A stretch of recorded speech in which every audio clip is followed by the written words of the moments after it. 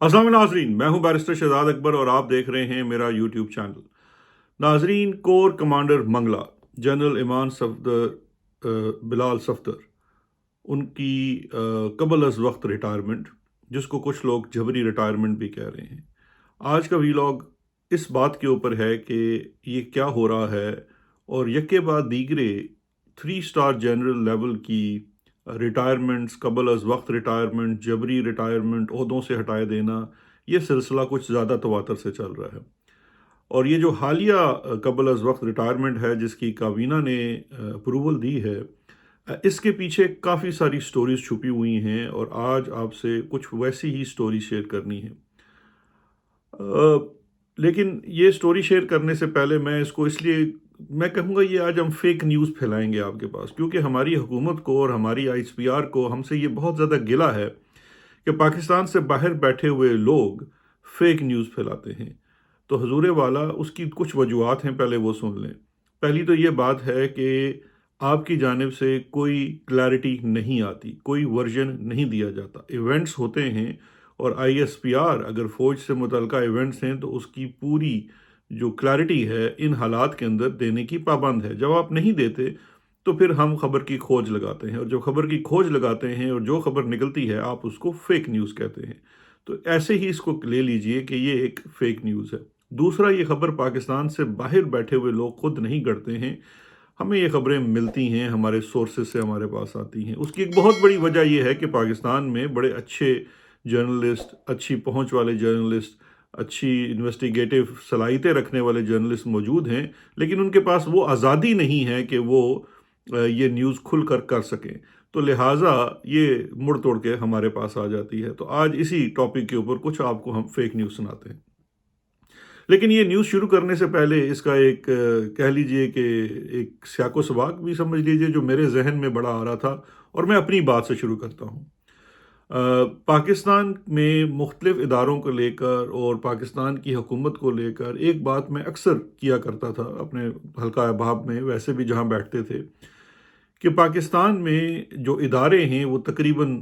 तबाह हो चुके हैं, और उन इदारों में चाहे पार्लिमान है, जुडिशरी है, ब्यूरोक्रेसी में पुलिस है, या डिस्ट्रिक्ट एडमिनिस्ट्रेशन है, या दीगर शोबे हैं, वो तकरीबन तबाही का शिकार हो चुके हैं। ये बड़े अरसे से हम सब जानते हैं। इसकी बहुत सारी वजूहात हैं, लेकिन जब उन वजूहात को देखते हैं तो उनके पीछे एक दूसरा इदारा है जिसका अपने आइनी और कानूनी रोल से बढ़ चढ़ कर स्पेस गेन करना और दूसरों से स्पेस छीन लेना भी ज़रूर है, और वो फ़ौज का इदारा है। लेकिन इन साथ साथ उन इदारों के अंदर वो जो इदारे थे जो तबाह हुए, उनके अंदर डिसिप्लिन की कमी है, उनके अंदर मेरिट की कमी थी, उनके अंदर अकरबा परवरी बहुत ज़्यादा थी, इसलिए वो इदारे जो हैं वो तबाह हुए। इसके साथ साथ मेरा ये भी मानना था और ये मैं कहता था कि ऑल्दो मैं ये कंप्लेन करता था और ये बात बार बार कहता था कि फ़ौज का सियासत के अंदर जो किरदार है और जो वो किरदार खेलते हैं ये नहीं होना चाहिए और ये ख़त्म होना चाहिए, और वो बिल्कुल इसके ऊपर तो कोई दूसरी राय मेरे जहन में भी नहीं थी। लेकिन एक बात जो मैं हमेशा कहता था कि जिस वजह से फ़ौज ये स्पेस गेन कर पा रही है हकूमती मामलात के अंदर या दीगर मामलात के अंदर जिसमें कारोबार भी आता है, उसकी बहुत बड़ी वजह यह है कि पाकिस्तान के अंदर जहां बाकी इदारे तबाह हो गए हैं, वहां ये वाहिद इदारा है जो बतौर इदारा बेहतर काम कर रहा है अपने लिए, मुल्क के लिए नहीं, शायद अपने लिए। और बतौर इदारा काम करने के लिए जो बेहतर, जिसे कहते हैं ना, गुड प्रैक्टिसेस होती हैं किसी भी इदारे की कामयाबी के पीछे, वो इसने अपनाई हुई हैं और वो इसका एक खासा है। वो गुड प्रैक्टिसेस क्या थी कि इस इदारे के अंदर इंटरनली मेरिट है, इस इदारे के अंदर इंटरनली अकरबा परवरी नहीं है, इस इदारे के अंदर इंटरनली जमहूरियत है। ऑल्दो ये इदारा जमहूरियत के लिए सबसे ख़तरनाक है और था और है, रहा है और शायद रहेगा, लेकिन इसके इंटरनली इसके अंदर जमहूरियत है। जब इसके बड़े लोग बैठते हैं, कोर कमांडर्स बैठते हैं, जो बड़े बड़े दिमाग बैठते हैं, तो वो अपने यहाँ खुलकर बातचीत करते हैं। जो इनका लीडर होता है, जो इनका कमांडर होता है, उसको मुख्तलिफ आरा मिलती है, और फिर जब वो कमांडर डिसाइड कर लेता है कि हमारी ये डायरेक्शन है, तो लोग उसको फॉलो करते हैं। ये एक merit based democratic institution internally ऐसे काम करता था। करबा परवरी भी नहीं थी, प्रमोशन जो थी वो इस वजह से नहीं होती थी कोई किसका साथ दे रहा है नहीं दे रहा, वगैरह वगैरह। और जो करप्शन थी वो निस्बतन निचली सतह पे तो बिल्कुल कम थी, और ऊपर का जो था वो कुछ मामला ग्रे एरिया था। लेकिन हालिया कुछ दिनों में और कुछ महीनों में और कुछ सालों में ये इदारा भी अब हमें बहुत बड़े क्वेश्चन मार्क का सामना है, सवालियत निशान का सामना है। अब आज हमें इसमें ना मेरिट नज़र आता है, ना इसमें बात सुनने और करने की इजाज़त है, और इसमें जो तरक्की और तैनाती और एक्सटेंशन के सिलसिले चल पड़े हैं वो नेपोटिज्म के ऊपर बेस्ड हैं। ये एक ऐसा चक्कर है, घन चक्कर है, जिसने पाकिस्तान के बाकी इदारे तबाह किए हैं, और लगता ये है कि अब ये शायद ये इदारा भी खोखला कर देगी यही प्रैक्टिस, और ये प्रैक्टिस अभी हालिया कमांड के दौर से बहुत शिद्दत के साथ शुरू हुई है। कोर कमांडर मंगला से बात करने से पहले कोर कमांडर लाहौर को अगर देखा जाए तो पहले कोर कमांडर लाहौर को बरतरफ कर दिया गया। बड़ी लंबी कहानी है, सबको पता है 9 मई के बाद क्या हुआ क्या नहीं हुआ, लेकिन अगर इसको एक छोटे सी लाइन में किया जाए तो उनके ऊपर सबसे बड़ा इल्ज़ाम तो यही था कि वो अपने घर की हिफाजत नहीं कर सके, और इस इल्ज़ाम की तरवीज की गई और इस इल्ज़ाम के ऊपर उनको घर भेज दिया गया। एक 3 स्टार ऑफिसर को, जिसने इस मुल्क को, इसकी फ़ौज को 35 साल दिए होंगे, उनको इस इल्ज़ाम के ऊपर कि वो अपने घर की हिफाजत नहीं कर सके, उनको घर रुखसत कर दिया गया एंड उनको रिटायर कर दिया गया। लेकिन क्या कमाल हैरत की बात है कि इसी शहर में एक दूसरा अफसर, जिसने वो जो सारे सपोजिटली बलवाई थे उनको डिलीवर किया, वो पहुंचे, वो पूरे शहर के हसार तोड़ के कोर कमांडर लाहौर के घर तक पहुंचे। उसे तो इनामों, जिसे कहते हैं नाम और इनाम से नवाजा गया। उसको भी हालिया जो आपका 23 मार्च गुजरा है उसके ऊपर उसको बहुत सारे तमगे और सितारे दिए गए। जी मैं बात कर रहा हूँ आईजी पंजाब की,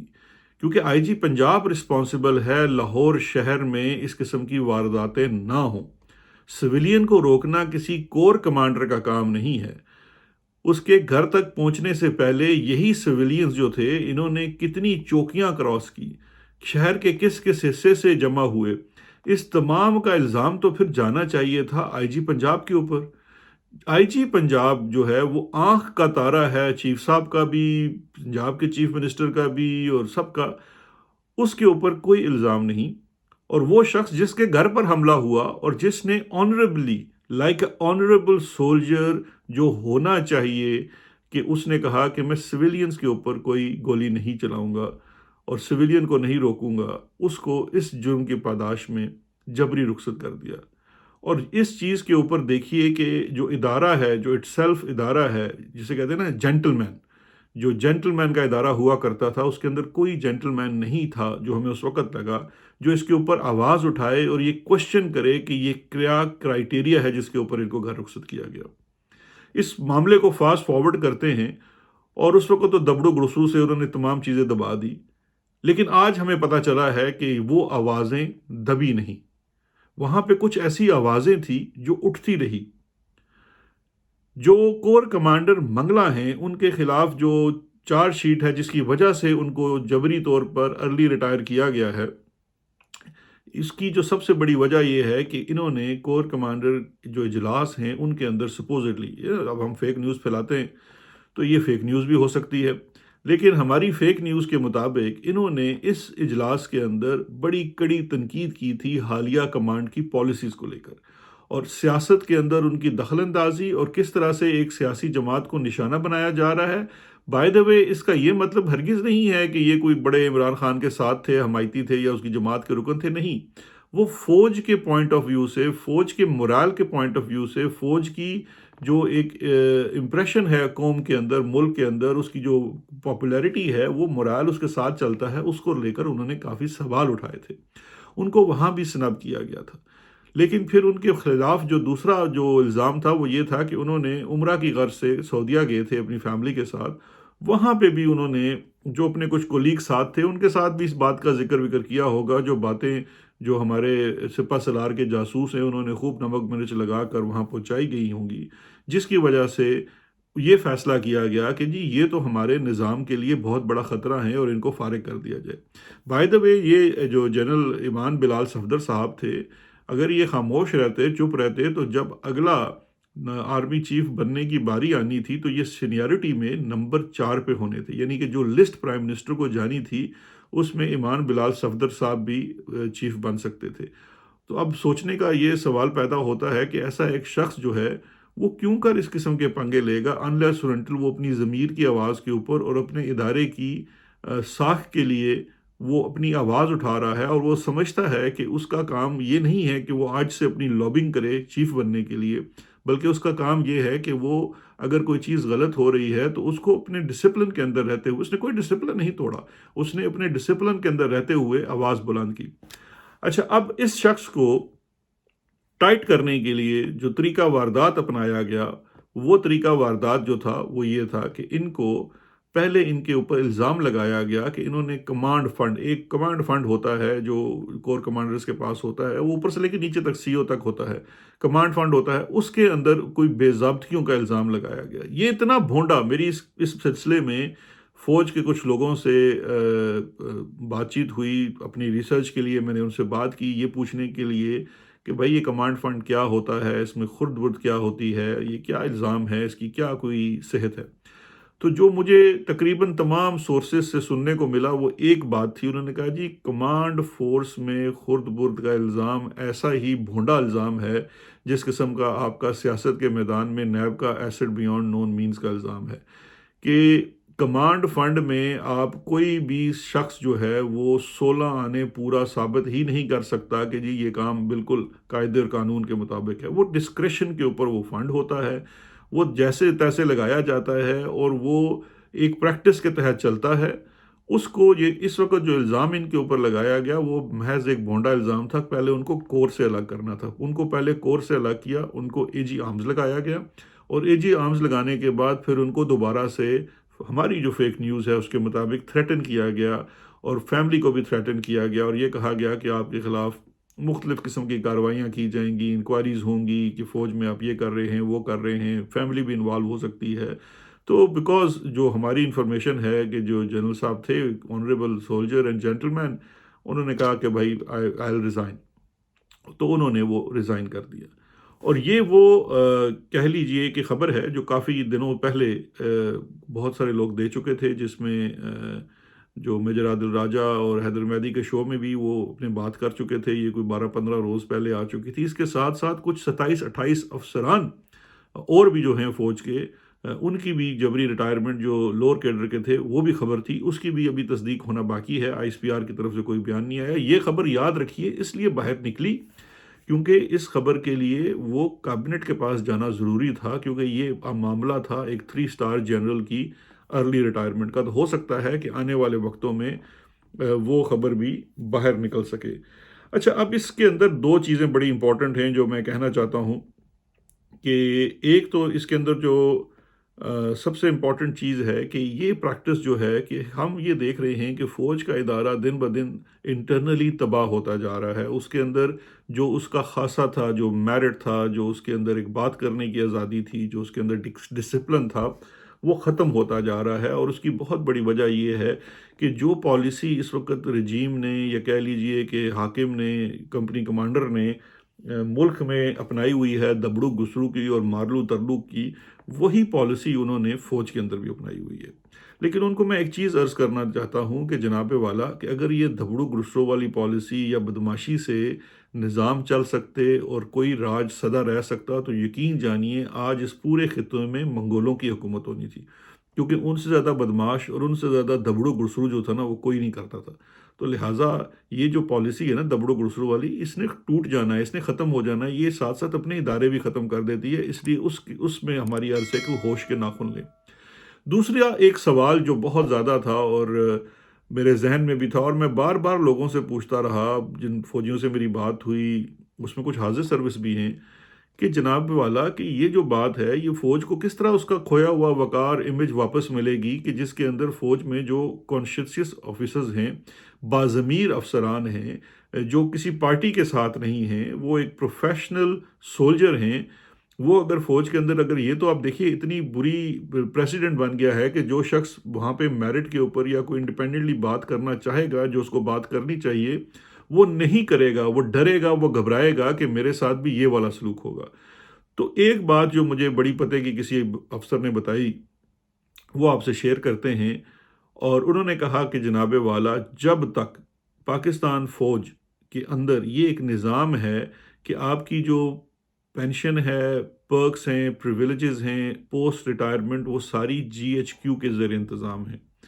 ان کا یہ کہنا ہے کہ جب تک یہ تمام چیزیں جی ایچ کیو کے زیر انتظام رہیں گی، فوج کے اندر سے کوئی آواز نہیں اٹھے گی، ہمیشہ جو بھی لیڈر ہوگا وہ تمام کو دبا کے رکھ سکتا ہے۔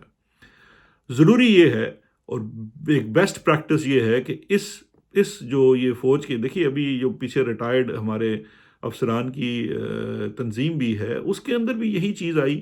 کہ وہاں پہ انہوں نے تمام لوگوں کی، جنہوں نے آواز اٹھائی، جنہوں نے چیلنج کیا اس پوری پریکٹس کو کہ فوج کے ادارے کو آپ خراب کر رہے ہیں، اس کی امیج خراب ہو رہی ہے، وہ ریٹائرڈ لوگوں کی بھی پینشنز کو بند کر دیا گیا۔ تو کہنا یہ تھا کہنے والے کا کہ جناب اس کے لیے بہت ضروری ہے کہ بیسٹ پریکٹس یہ ہے کہ یہ جو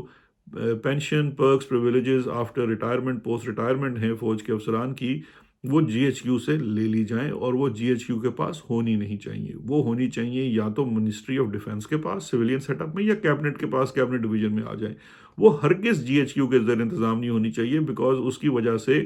یہ جو فوج کے اندر ایک انڈیپینڈنس ہے وہ بہت بری حد تک متاثر ہو رہی ہے۔ تو یہ ایک سجیشن ہے جو میں سمجھتا ہوں ان سیاستدانوں کے لیے، اور وہ آج کل جو اپوزیشن میں ہیں، فوج کے خلاف کہتے ہیں کہ جی ہم اس کو ان کا جو عمل دخل ہے وہ سیاست کے اندر ختم کریں گے، تو ان کے لیے ایک سجیشن ہے کہ جب آپ کل اگر ایک حکومت میں آتے ہیں تو اس سجیشن کے اوپر ضرور عمل کیجیے گا، کیونکہ جب ان کو سیاست سے آپ نے ختم کرنا ہے تو اس ادارے کو ایک باقاعدہ پروفیشنل فورس بنانے کے لیے یہ بھی ایک اچھی سجیشن ہے، اس پہ بھی غور کر لیجیے گا۔ اور ہماری یہ جو تمام آج کی پھیلائی ہوئی فیک خبر ہے، اس سے میری امید یہ ہے کہ ہمارے جو بڑے حافظ صاحب ہیں اور دیگر لوگ ہیں فوج کے، یہ اس کو اپنے اوپر کرٹیسزم نہ جانیے، اس کو بھی اپنے لیے کوئی ایک سجیشن سمجھیے، کیونکہ دیکھیے ہمارا مقصد یہ ہے کہ آپ کہیں اپنی جسے کہتے ہیں نا کہ کچھ ذاتی مقاصد کے لیے اس ادارے کو تباہ نہ کر دیں۔ اور آخر میں ہم اجازت چاہیں گے فیض کے ایک شعر کے ساتھ، کیونکہ دیکھیں ہمارا مقصد ہے بات کرنا، آپ چاہیں تو اس بات کو رد کر دیں۔ اور فیض نے کیا خوب ایک نظم کے اندر ایک یہ شعر ہے جو میرے ذہن میں آیا، آپ سے شیئر کر لیتے ہیں کہ تم سے گویا ہوں دم دید جو میری پلکیں، تم سے گویا ہوں دم دید جو میری پلکیں، تم جو چاہو تو سنو، تم جو نہ چاہو نہ سنو۔ اپنا بہت خیال رکھیے گا، شکریہ، خدا حافظ۔